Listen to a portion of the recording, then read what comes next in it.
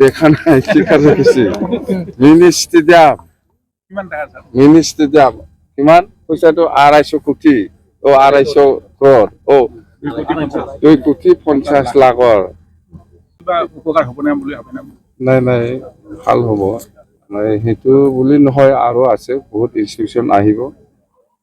স্পষ্ট কথা সেইটো আৰু এইটো আৰম্ভণিহে আৰু হ'ব আৰু ইয়াৰ পিছত এইফালে পলিটেকনিক আছে আৰু মাৰ্চাৰসকলৰ কিবা মিউজিয়াম আছে মই আৰু ইয়াৰ পিছত নেক্সট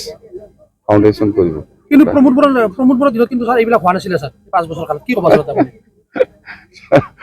প্ৰমোদ বড়োৰ দিনত হৈছে হোৱা নাই ইয়াৰ মই মালিক নাকি আজি হৈছে ইয়াৰ মই মালিক নাকি প্ৰমোদ বড়োৰ দিনত হোৱা নাই ইয়াৰো মই মালিক নহয় আজিৰ দিনত যিটো হৈছে সেইটোও মালিক নহয় মই ইয়াৰ গোটেই এইটো আইনগতভাৱে যি কৰিব লাগে প্ৰশাসন আছে বাছ নিৰ্বাচন চাই আহি আছে মানাছত কেনেধৰণৰ প্ৰাৰ্থী আপোনাৰ ফালৰ পৰা দিয়া হ'ব নে অন্য ফালৰ পৰা দিয়া হ'ব আমি টোটেল কথা সেইটোৱে স্পষ্ট আমি NDA হিচাপে খেলিব তো এতিয়া মানাছ হিচাপে আমাৰ PPF-ত পৰে না কাৰোবাৰ হাতত পৰে সেইটো মই আজিৰ দিনত ক'ব নোৱাৰোঁ কোন অসমান হৈছে কোন অসমান হোৱা নাই এইটো মোৰ হিচাপ লোৱা কিবা দায়িত্বত মই নাই নহয় দায়িত্ব কাৰ হাতত আছে ইয়াৰ লগত কথা পাতো কোনোবা অসমান হৈছে কোনোবা অসমান হোৱা নাই